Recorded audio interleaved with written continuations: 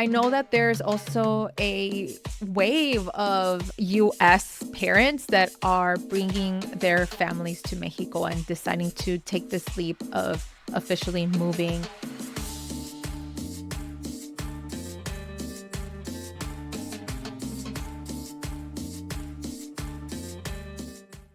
Hola, hola, amiga. Welcome back to another episode of the Viva la Mami Podcast. I'm your host, Jessica Cuevas, and today we're diving into something completely different, but so exciting. As you may know, my family and I are making the big move to Mexico. And oh my goodness, you all have been flooding my DMs with the most thoughtful questions, as well as positive thoughts and vibes that you've all been sending us our way. And so I posted a couple weeks ago asking what you wanted to know about our move. And within hours, I had dozens of messages. Some of you are thinking about making a similar move. Others are just curious about the crazy adventure we're going to embark on. And honestly, your questions have helped me think through things I hadn't even considered.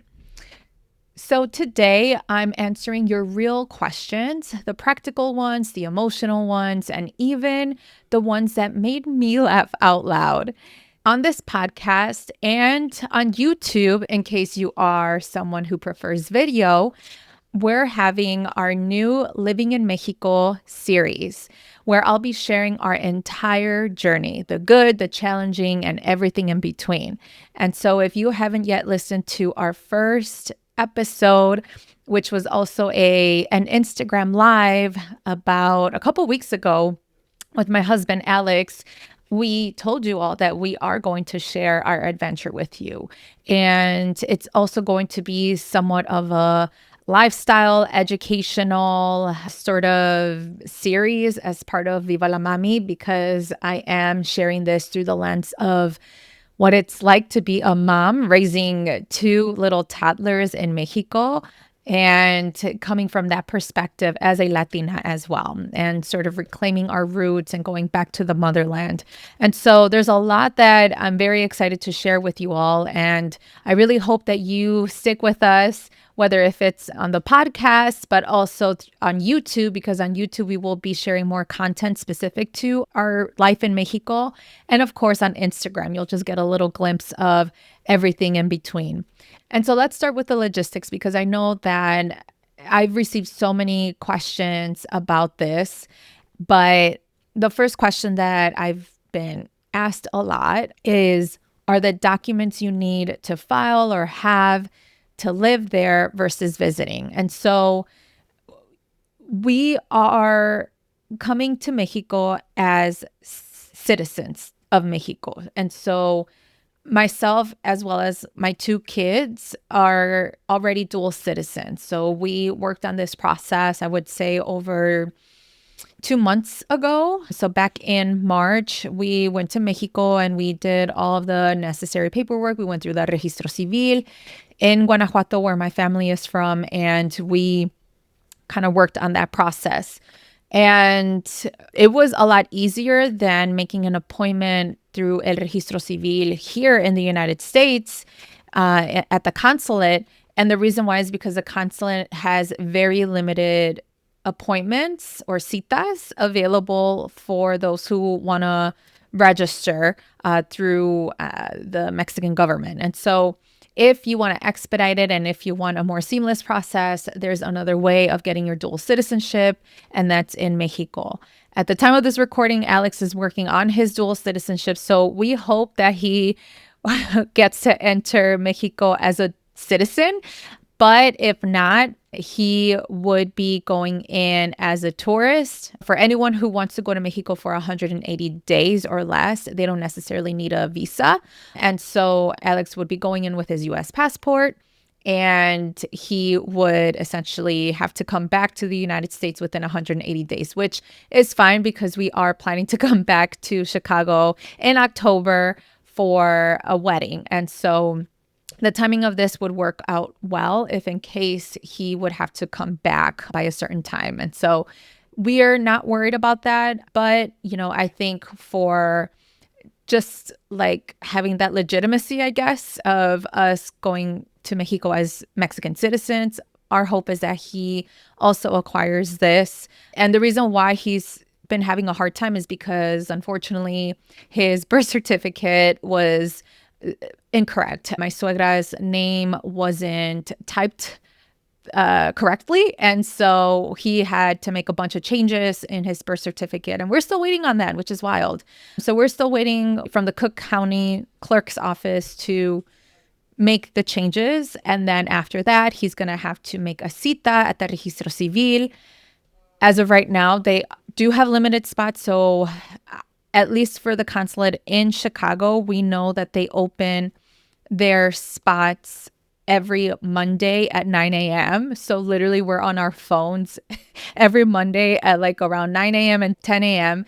where, we're just like constantly checking what's available. But so hopefully, like I said, he gets to have all of his documentation in place. But otherwise, we have that privilege of being dual citizens. And so either way, he will be coming into Mexico with some kind of documentation. As far as this process, I don't think it was necessarily overwhelming, but I would say that we had to have all of our ducks in order, if you will. So we had to have all of our documentation in. So don't let this overwhelm you. Don't let this intimidate you. If you really want to get your dual citizenship, then it is possible. You just have to make sure that you're getting all your ducks in a row. If you have any curiosity or if you want to learn more about how to obtain dual citizenship, I will be having a virtual session as part of the Viva la Mami collective. And I am collaborating with Samantha Alvarez from Hood Girls Travel 2. And she will be hosting a free virtual workshop on how to obtain your dual citizenship, specifically in Mexico. And so if you are of Mexican heritage, if either of your parents are from Mexico, then please sign up. I will add the link in the show notes. The virtual workshop will be on Tuesday, June 24th at 7 p.m. Central Time. So please register because I think Samantha has a lot to offer. She is an expert in the travel business. She's also helped people get their dual citizenship. So if you are curious about that, please sign up. And the link is in the description. And another question was, are you getting a storage place?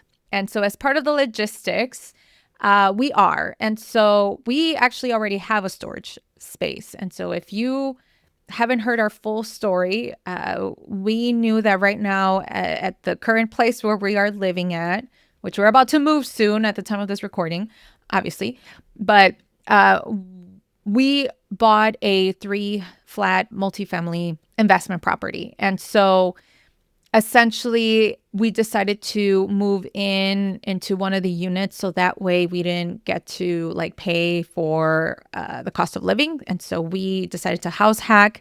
And I think that in its own way has allowed us to think creatively in doing this big move to Mexico. And so at the time when we were downsizing from a 4-bedroom house in the suburbs down to a 1-bedroom apartment in Chicago, we decided to live in the tiniest space. That way, again, we don't have to pay for anything on the cost of living. So what we did was we rented a storage unit. And we knew that where we are currently at was going to be temporary. We didn't know where we would go, essentially. And so now that we have a better idea as far as where we're living, we are still keeping the storage unit just so that we can keep the things that are practical, like the things that we know that we're essentially going to use in 5 or 10 years, and keep some of our most precious heirlooms and belongings. Not that we come from money, but there is a piano that I have. There is an accordion that I have. I mean, I don't think I'm going to be able to take that to Mexico, but once we decide to come back, and that's if we decide to come back, then we have those belongings. If we then decide to not come back, then obviously the plan is going to change. But at least for right now, we do have a storage place. So that way we don't get to take everything with us to Mexico. But what will belong in the storage place are going to be things that we're more sentimentally attached to with it. And then we'll figure out from there. So as far as with like what we're taking with us to Mexico, I mean, it's essentially our clothes, and that's not a lot of clothes because I definitely got rid of my winter coat because coming from Chicago, winter is brutal. And I donated my winter coat. I donated my winter boots because I'm like, I'm done. And either way, they were kind of old. So I'm like, if whenever we come back, if we decide to come back to Chicago, then at least, we can always buy new things.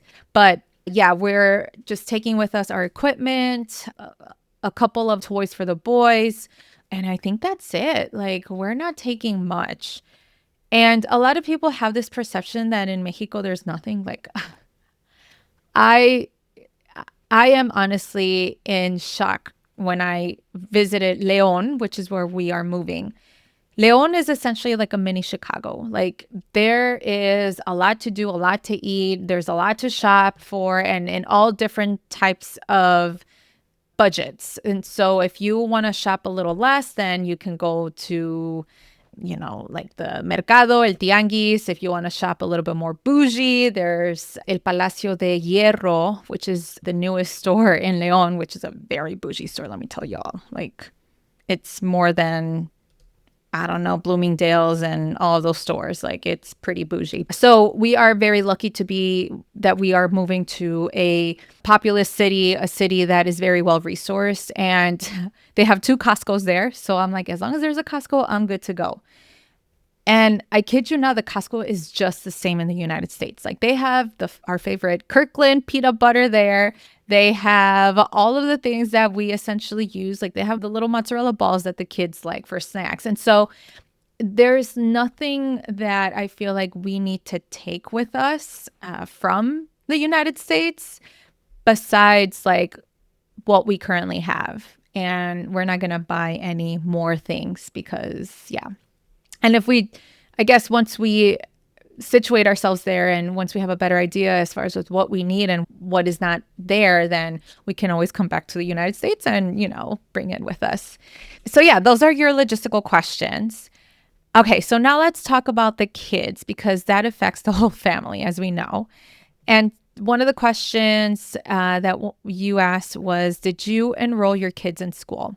And so, yes, we did.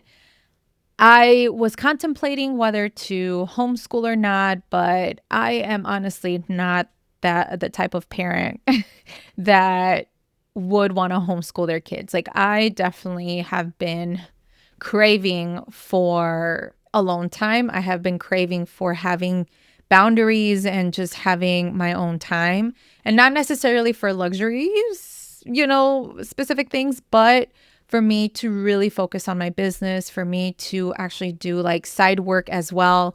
And unfortunately, in the United States, if you are a stay-at-home mom, like, you don't have a lot of freedom because, you can obviously get help if you do get the help. But with my situation, we never had that opportunity. And so when we decided to move to Mexico, that was definitely like the number one reason that really intrigued us, because in Mexico, like, y'all, the cost of childcare is significantly less. Like, and we all know that the US just sucks in terms of the costs of childcare. And so we knew that we definitely wanted to take the kids to a place where they can stick around for a couple hours in a given day. In Mexico, there's a lot of options. There's guarderías, which is basically like daycare centers, and there's colegios or schools. And within the schools, depending on each school, right, there's private, public, there's international schools. There's a ton of British schools, which I was very impressed, but also surprised as well. And there's bilingual schools as well in León.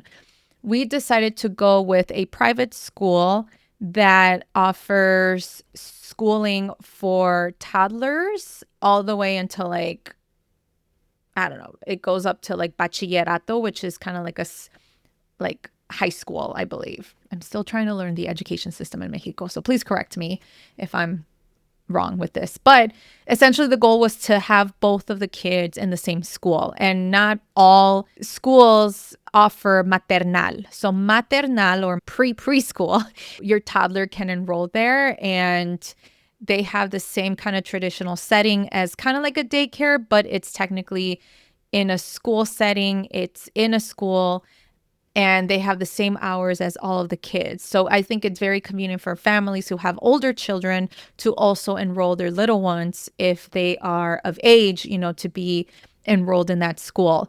It was really good that we knew that difference between a guardería and a maternal, specifically for Mateo, because a guardería is just like a way for kids to just like be watched at. Like, it's just a way for kids to be taken care of while the parents are working. In maternal, there is a specific curriculum. It helps them with social emotional learning.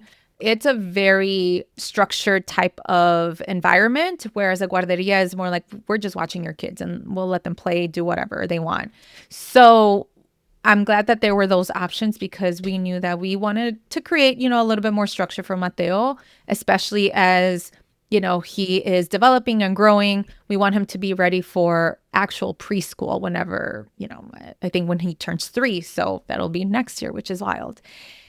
So I have a cousin who lives in Mexico, and I also have a friend who we've been friends for, 12, 13 years.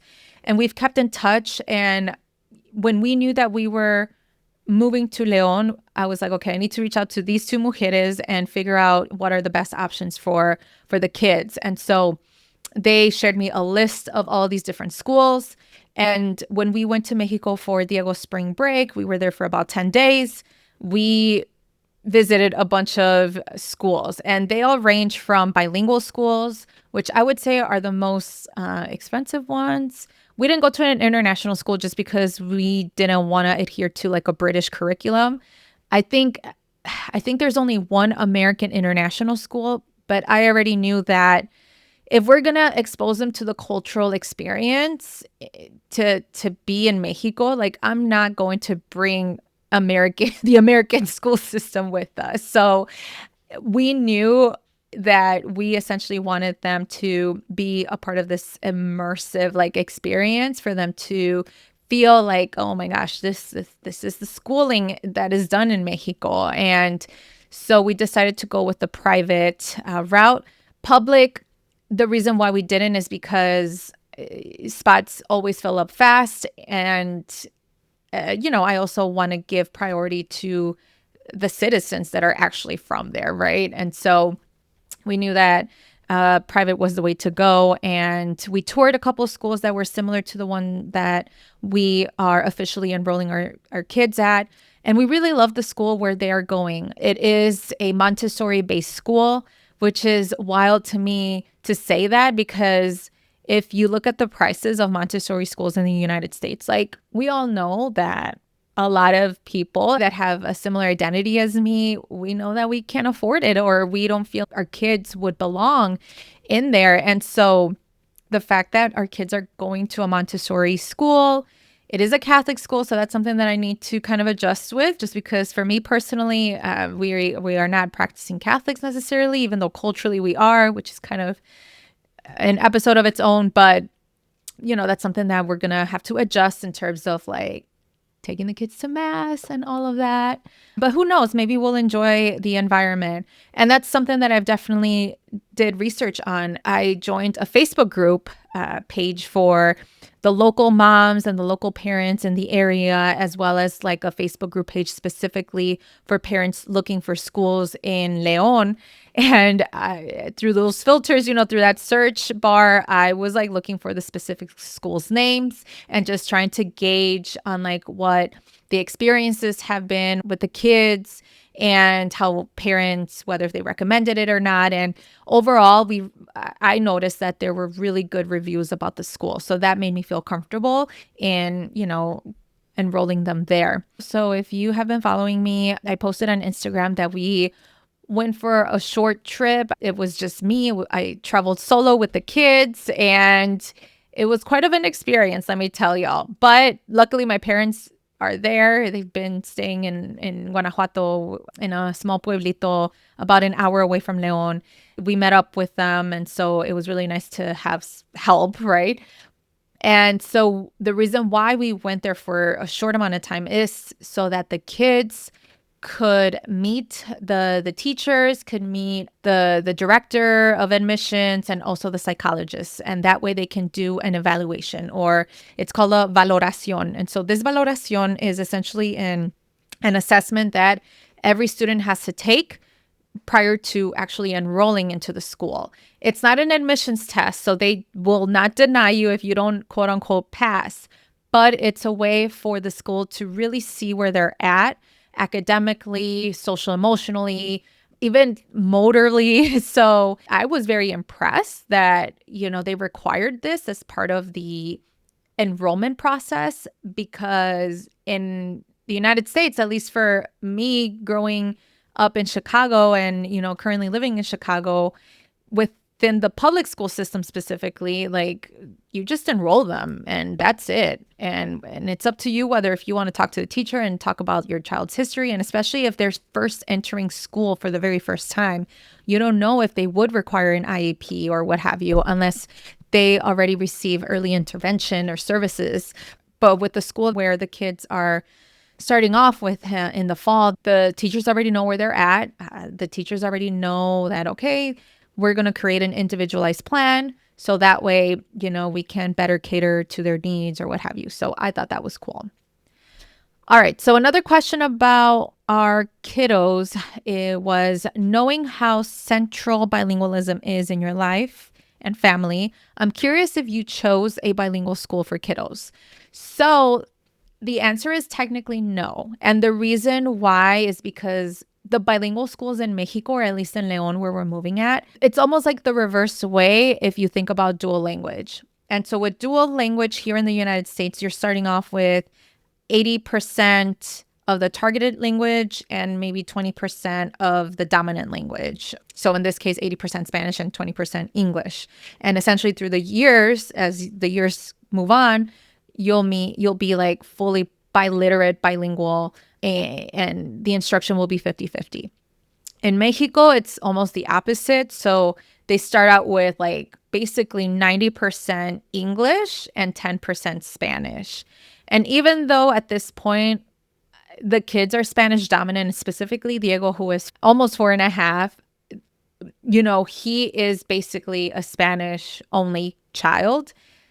But we knew that if we ever want to return back to the United States, he's going to be immersed in English. And Alex and I talk to each other in English anyway, so they're already kind of exposed to English. And the reason why we wanted to not put them in bilingual school in Mexico is because, well, that's part of the experience. Again, we want to fully immerse them into a very general kind of school environment that any kid in Mexico would go to, unless their parents choose to put them in a bilingual or international school.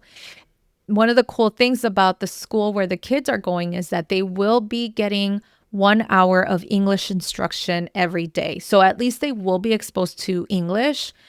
But when they come home, they will hear me and Alex talk to each other in English. So I'm not hesitant as far as with like, oh my gosh, will they lose their English? No, because I know that they're going to get it. They're going to be immersed eventually when we decide to come back to the United States. Now, right now, we don't really have a plan as far as with if we're going to come back to the United States or not. But once we do come to a consensus and decide, okay, we are moving back to the United States, Spanish is still going to be the prominent language spoken at home.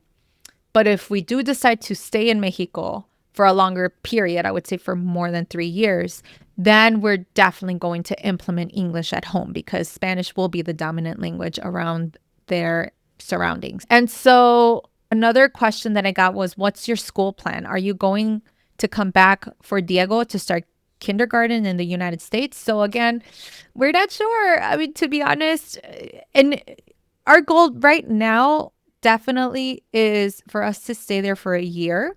And we signed our lease. We already found a house in León, which is awesome. It's a fully furnished home. So that's also part of the reason why we're not taking a lot of stuff with us.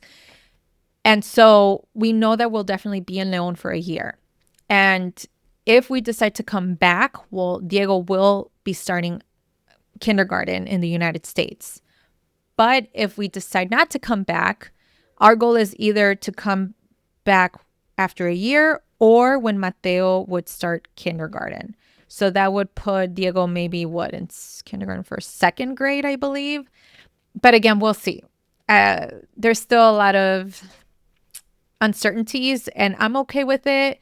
I would say as we get closer to the end of the year, like this time next year, then I'll give you a better idea.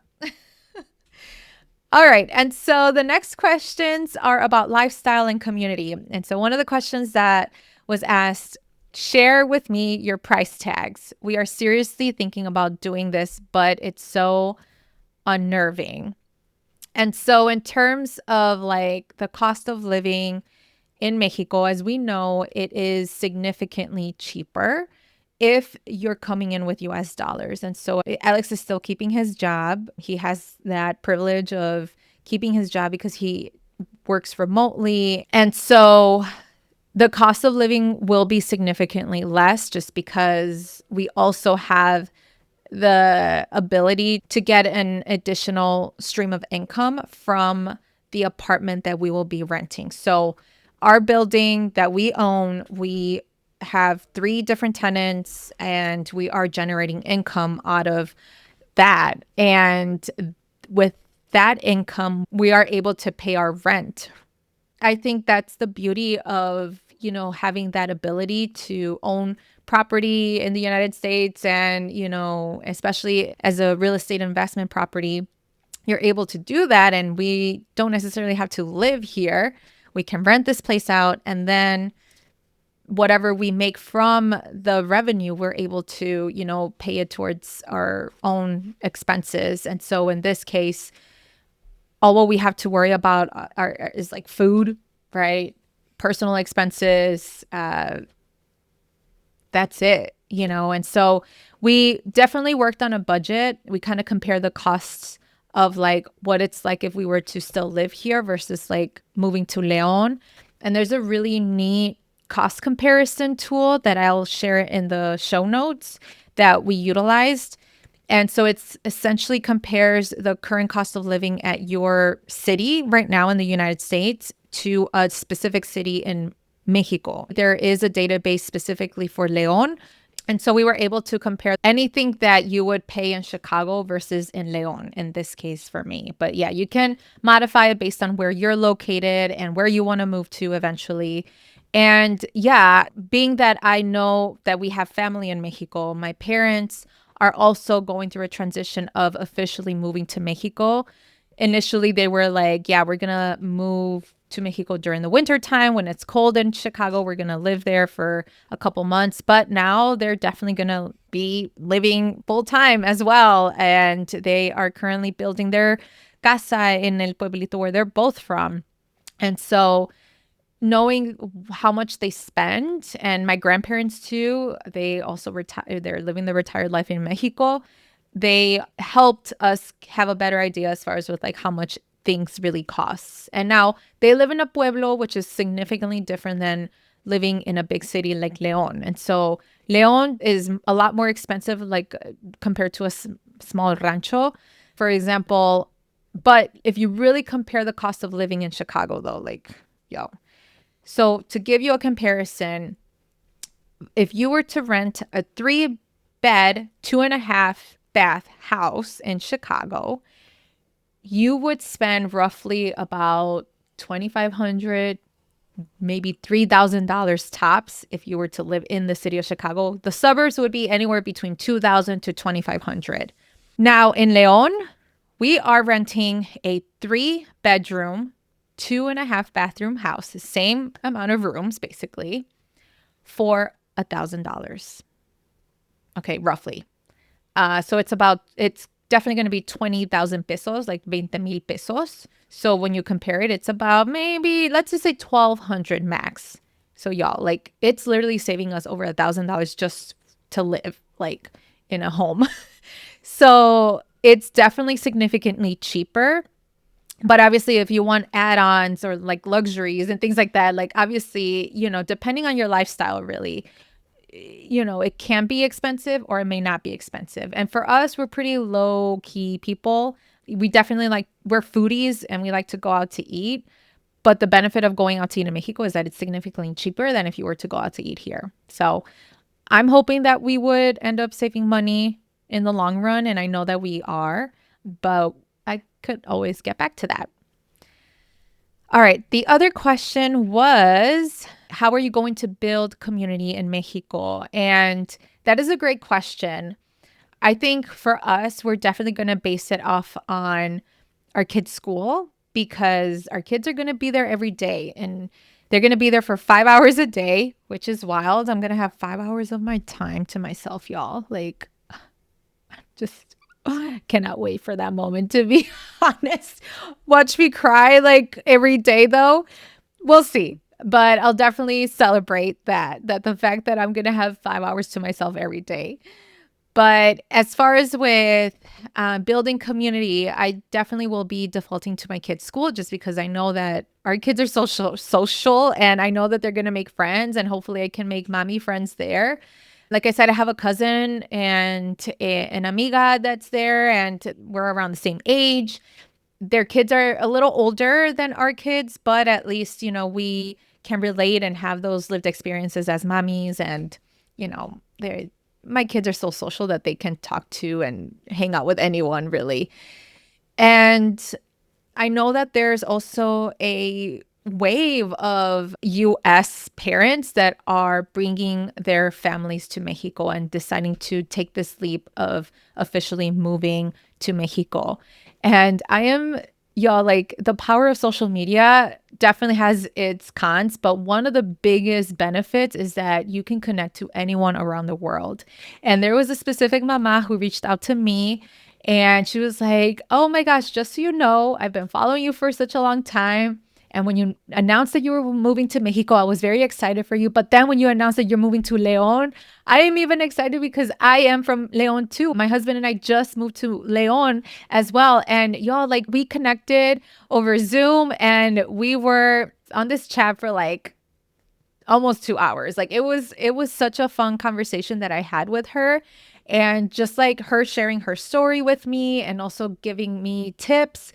And the fact that I'm already able to create community now before we actually move to Mexico, like y'all, there's a lot of beauty within that. And so a lot of people decide to not disclose such a big shift like this, such a big transition like this. But if you're someone that needs that support, who needs that encouragement and like who really wants to build community, then share it away. Like just say it out to the world and say like what you're planning to do or what you're actually going to do, because you will have a lot of people behind your back. And honestly, for us, we have gotten so many positive comments, so many great like words of wisdom and even like encouragement. And, there's so many people that are inspired with our decision to moving to Mexico. And I'm so glad that we are not keeping it just to ourselves or to our close ones. And honestly, I was like dying to tell you all because I know that there is a larger community of like people who either are doing the shift with us or who are thinking about it, but perhaps they're afraid, and this can kind of like lift them to make this change. And or it's just people who are inspired and they want to know your story. And so for us, I am so excited to share with you all like what we're going to embark on. At the time of this recording, we are in early June. And so my goal is to keep you up to date with everything that is going on. It has been kind of crazy just because we are packing. We're trying to get rid of our things. We're actually going to lease up this apartment in July. And so there's a lot of changes happening our way. And it's sometimes in that midst of it, it's just very hard for me to give you all of these updates. But I promise with you all that my goal is to have at least one of these episodes every month. That way you get to be on the know. But obviously follow my Instagram page. That's where you will be seeing a lot of behind the scenes or just like updates about our upcoming travel. And then, of course, on YouTube as well, I will bring along my husband, Alex, who will also be providing and sharing his perspective because, even though this is specifically a platform for Latina moms, being that I am married to, the father of my children, like we are doing this together. It's not just me. And so I could honestly talk about this for hours and hours, but I'm so glad that you reached out to me and asked all of these questions and all of these like different curiosities that you have about our move. And I'm sure that you are seeking this inspiration so that you can do something different, hopefully in the future. And that's exactly why this is going to be a series. I think that it is so important to just share and keep you all up to date because hopefully this can be a momentum of us, specifically Latina moms, to consider going back to the motherland. I mean, I think that's just all a part of the American dream. So if you're thinking about making a similar move or you're just living through us vicariously, I want this series to be helpful and honest. And so keep sending me your questions. Honestly, like they're helping me process this whole experience too. And so my goal is to continue on with this series so that way I can share more about what we're doing, where we're going, how are we in this stage, and all of that. All right, so don't forget to subscribe, leave a review of this episode if it helped you, and tag me on Instagram, which is Viva la Mami, with your thoughts. I love connecting with you all, and I hope that you take this as a sign that if you want to do something different, it is possible. It does take a lot of logistics. It does take a lot of planning and preparation and a lot of mindset work, but it can get done. I promise you. All right, amiga. Well, thank you so much for listening or watching. Hasta la próxima y nos vemos on the next episode.